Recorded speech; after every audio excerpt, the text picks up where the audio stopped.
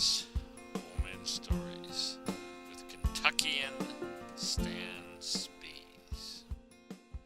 Looks like it. Yeah. Look like a cowboy hat. You know, I actually thought about bringing one, but I didn't do it. I've got a regular hat, but I don't have a cowboy hat out in the car. You got those cool hats, don't you? Yeah, I kind of like to wear hats. Yeah. You were talking to, what's his name in the... Chuck Cavanaugh. Chuck Cavanaugh, yeah. He always wears some really cool Cavanaugh hats. He had a Cavanaugh. Yeah, he did, Yeah.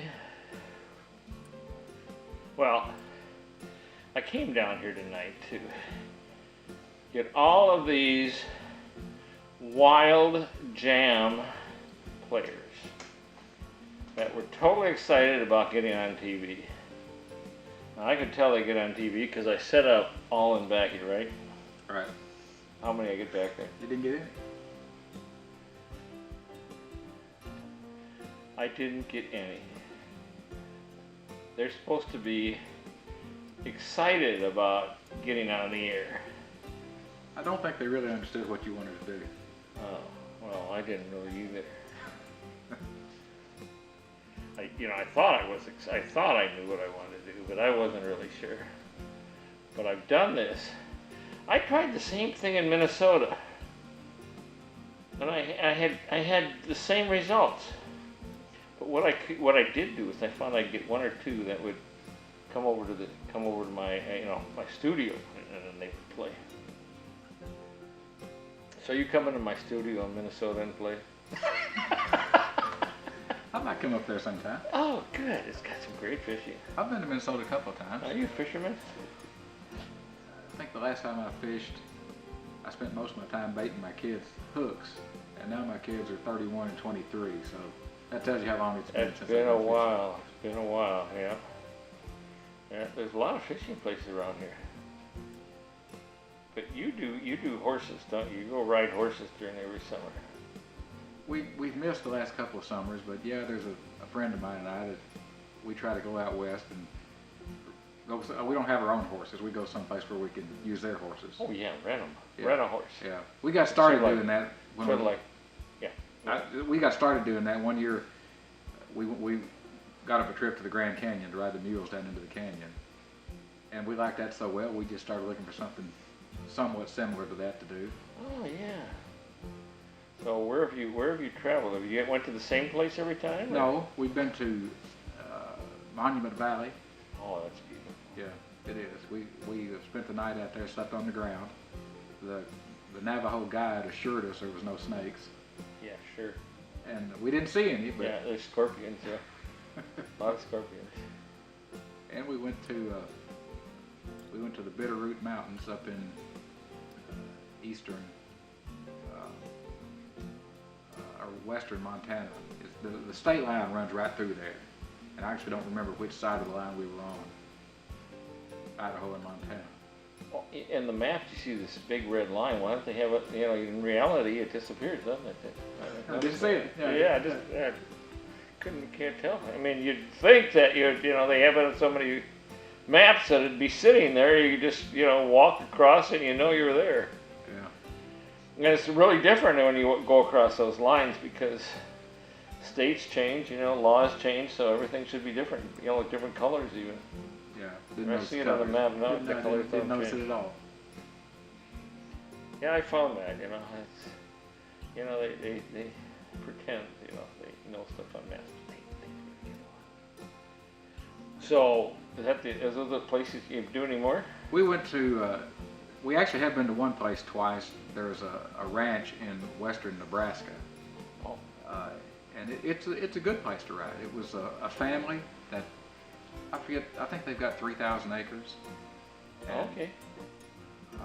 The first time we went with them, they actually let us help round up the cattle and move them to the. Oh, is that right? Yeah, to the pen where they were getting ready to take them in or something.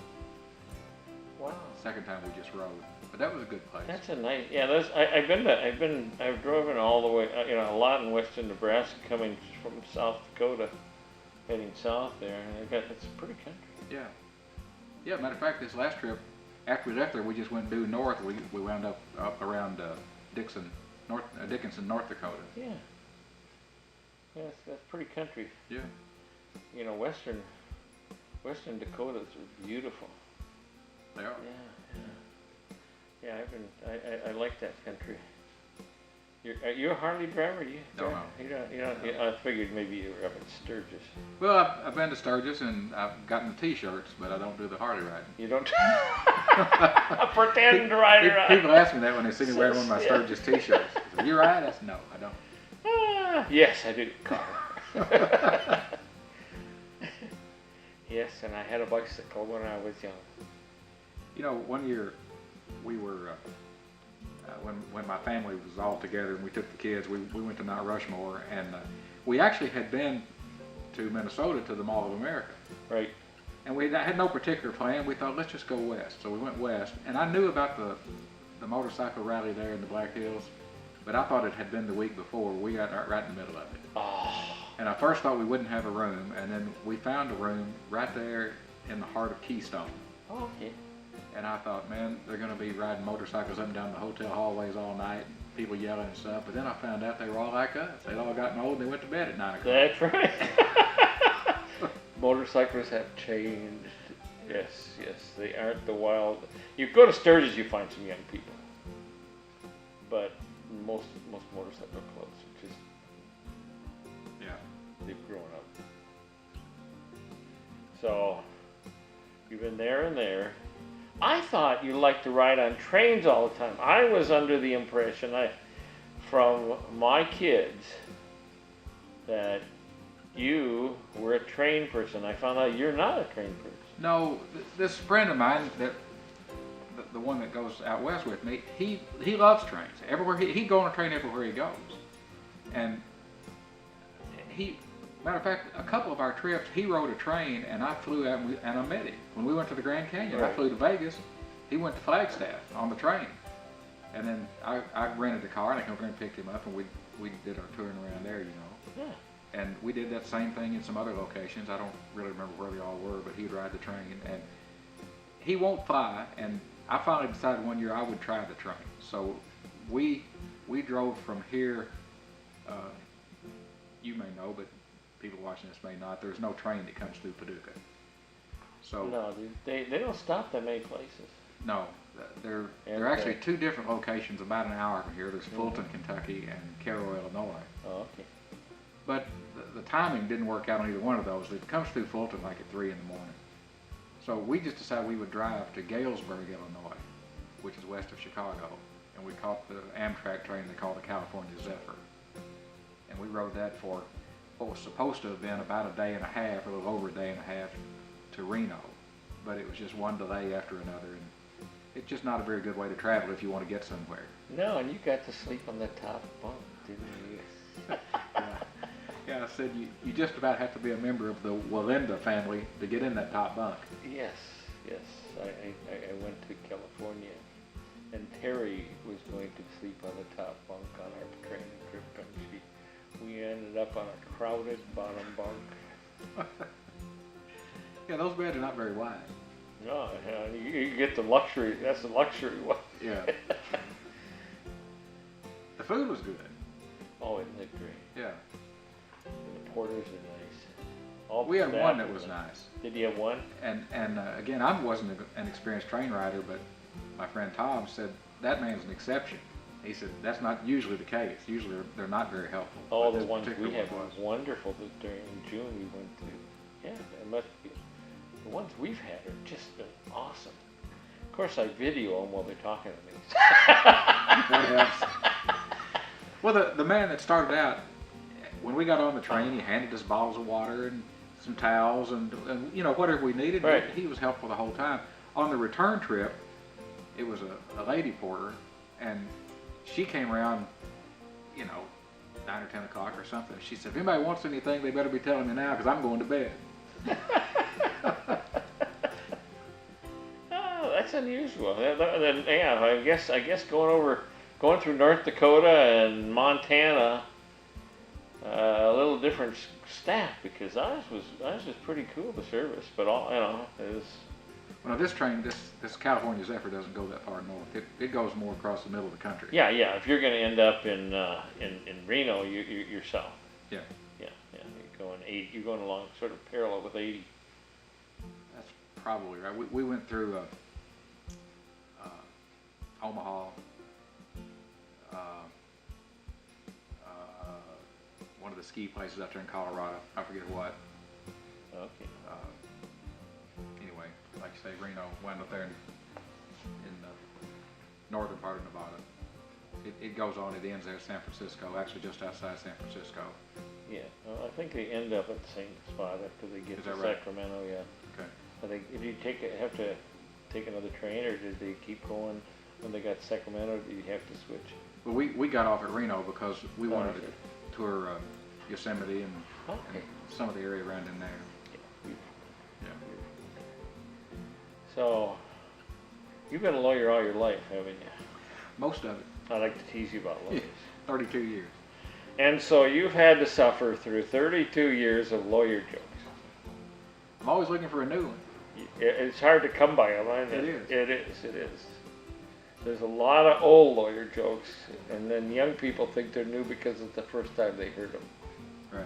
And have you noticed that lately? That the joke cycle? Oh yeah. About every 5 to 10 years, when you get a new group of youngsters coming through with the same jokes. Yeah. You know?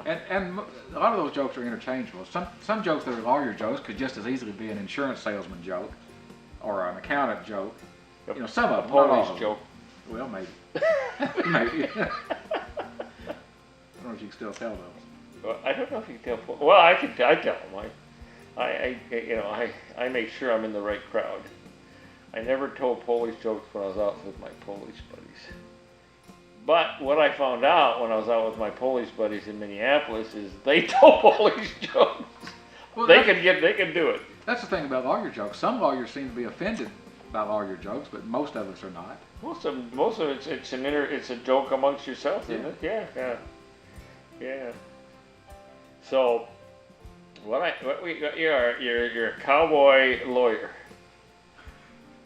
I wouldn't call myself a cowboy. Oh, he sings country western all the time. He's cowboy. I mean, he just sat and serenaded my daughter and I all evening with cowboy songs, country western, and you know, country western is cowboy.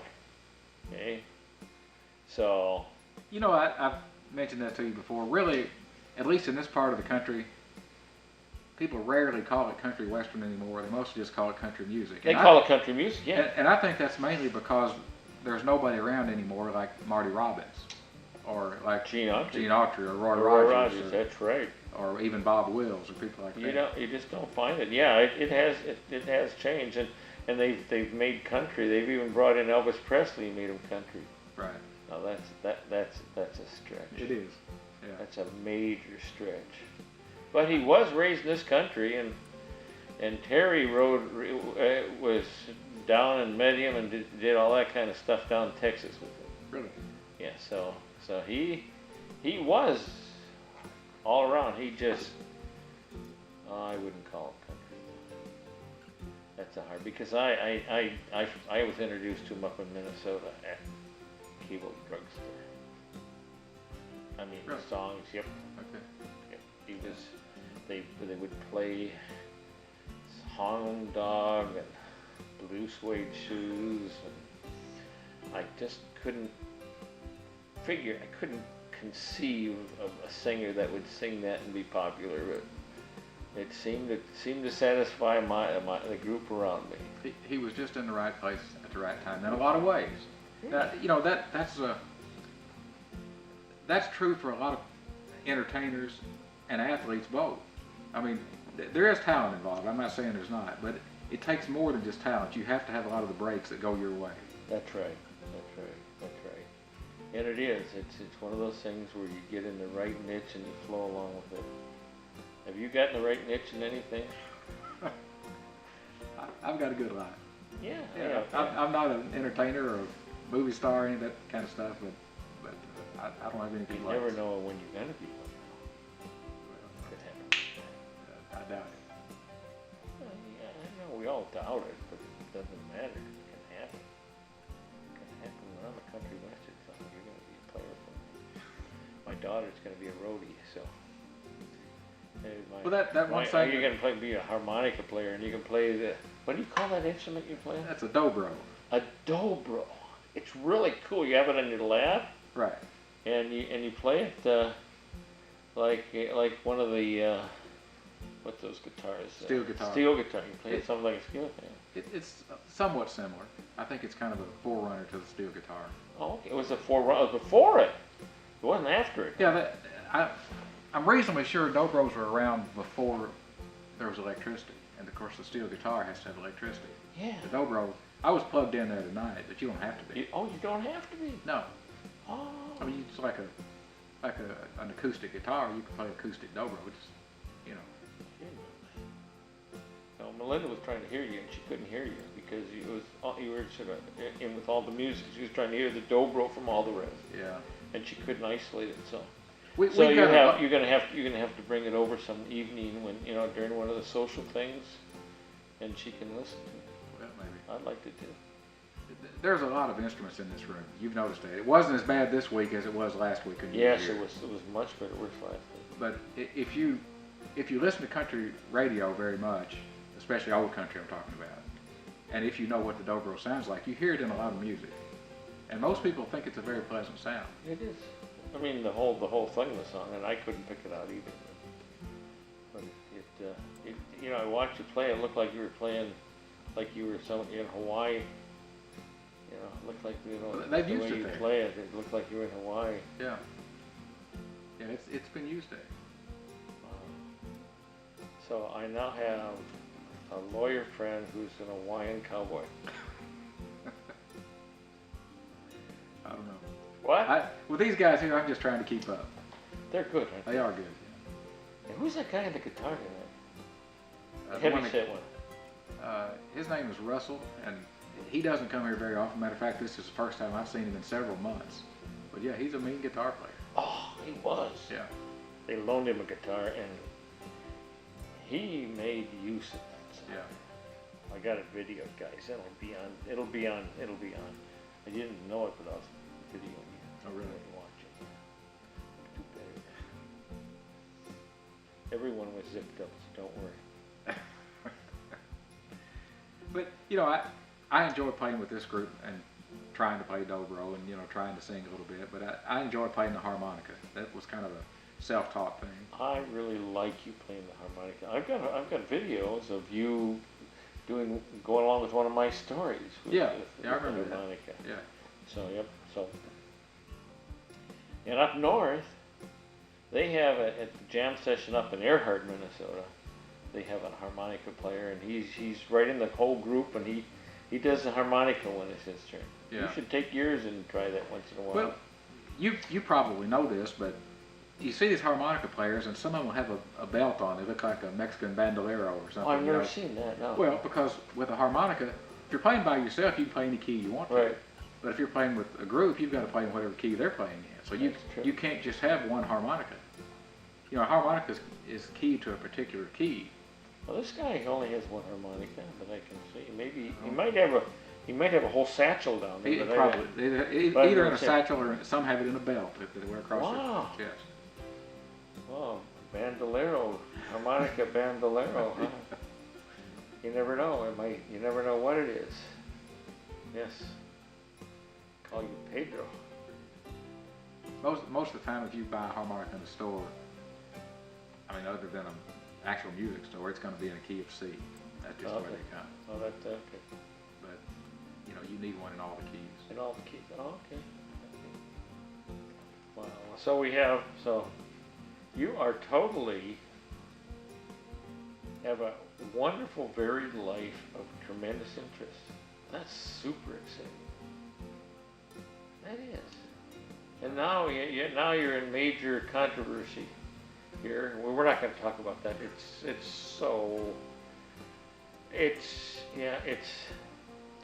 just one of those things where in 10 years we won't even remember it. Yeah, it's an organization. Whichever direction it flows. But right now he's right in the middle, but he loves it because he's a lawyer. I don't know about that. just joking. I'm totally joking. I know you are. So what I want you to say now is we're finished and I always say, okay, say Stan Spees, Old Men Stories. Stan Spees, Old Men Stories. Roland Willits, Old Men Stories.